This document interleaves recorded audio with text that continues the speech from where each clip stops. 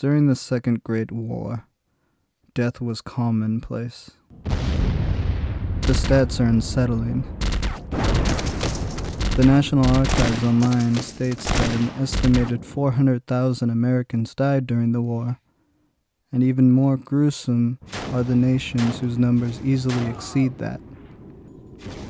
Germany, Japan, China, and Russia. These are the countries that suffered the greatest casualties of war. Their combined total rests just under 40 million dead. This isn't even counting other countries like France, Poland, and the former Yugoslavia. Thus, the Mortuary Affairs Service was created to deal with the ever-rising sea of dead men.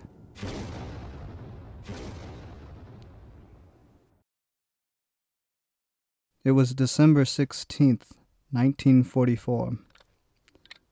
The soldier stepped on the end of his shovel into a glistening white snow. It revealed a frozen face of an Allied soldier.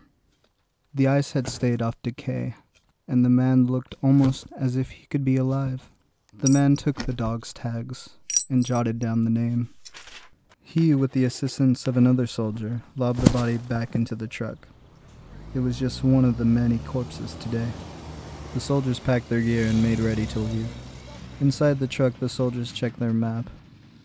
A small sortie had taken place earlier that morning a mile up the road. Again, they would have to repeat their vile task of retrieving tags and IDing bodies. The truck came to a halt at the turn of the road. Two scouts dismounted to survey the clearing ahead. They waved the truck forward assuredly. The clearing had obvious signs of damage from a firefight. Mauser rifles littered the ground. Trees were embedded with shrapnel, and yet, strangely, no bodies. They briefly searched, turning over logs and through bushes. Not a single body could be found. It hadn't snowed since last night, which meant the bodies couldn't have been covered up. They returned to the truck. Driving on a lone, desolate country road through fog and snow, they came upon a small village.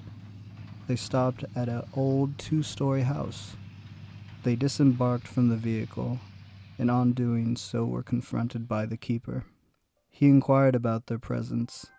The soldier simply stated that they were a part of a convoy and were in need of any provisions they could spare. Inside was bleak, poorly lit, and quiet. He was guided towards the kitchen. The keeper gave the soldier ample rations, a cavalcade of assorted meats. The soldier scrutinized the meat, as he hadn't seen any cattle on the way up. He thanked the man with a curious eye and left. In the large house, the soldier became turned around and found himself in a dark hallway. His eye caught the faintest of light from a door which was cracked. Opening the door revealed a large room. Meat hooks hung from the ceiling, and in the center a butcher's table. The table had a huge pile of dog tags and tattered flak jackets.